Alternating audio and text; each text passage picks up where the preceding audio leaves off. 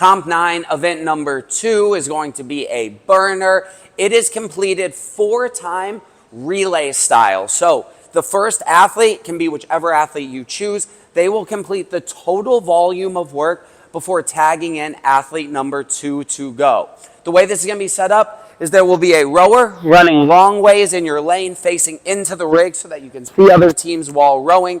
The non-working athlete will be inside of the rig, the line under there, and that's where both athletes will start. So at the count of 3, 2, 1, both athletes will be inside of the rig. The first athlete will proceed out to their dumbbell. They will complete 20 dumbbell snatches. They do not have to be alternating. You can alternate at any frequency you want. You can do as many on one side as you want. You could do them all on one side if you choose to.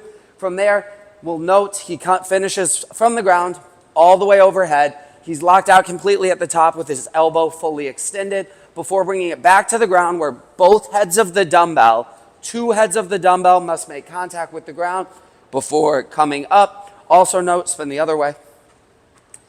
His non-working arm is not a support arm. It stays away from his body. He can't put his hand on his leg. He can't put his forearm on his leg.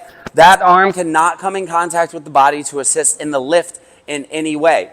Once he completes his 20 snatches, he will get on his rower and he will row 20 cals for men, 15 cals for the ladies.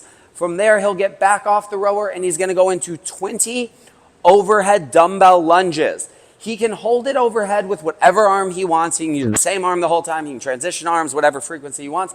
The lunges do need to alternate. They can be forward lunges or they can be backwards lunges. What we're looking for is that the knee makes contact with the ground on every rep and he finishes fully locked out at the top. Do a lazy hip at the top.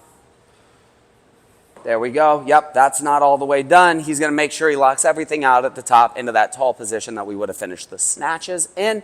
Then the athlete gets back on the rower for another 20/15 calories before hopping off for our final movement, which is goblet squats. Goblet squats are held in the front position. They must be held with 2 hands underneath the dumbbell head and the dumbbell vertically. We're looking for all the way below parallel and all the way locked out at the top. Turn sideways. Dumbbell squats are a movement because it's a front-loaded movement. People have a massive tendency to finish the squat here. Although this is the top of the squat, yes, these are not reps. Although his knees are locked out, his hips must come all the way through on every single rep to ensure he's finishing the rep. Once he hits his 20 goblet squats, he's back on the rower, sprint to the finish line. This time the cals have gone up though. It will be 40/30 cals to close out the event. Once athlete 1 finishes their final calories, they must get off the rower, get inside the rig. Athlete 2 makes their way to the dumbbell and works up until completion or until the time cap.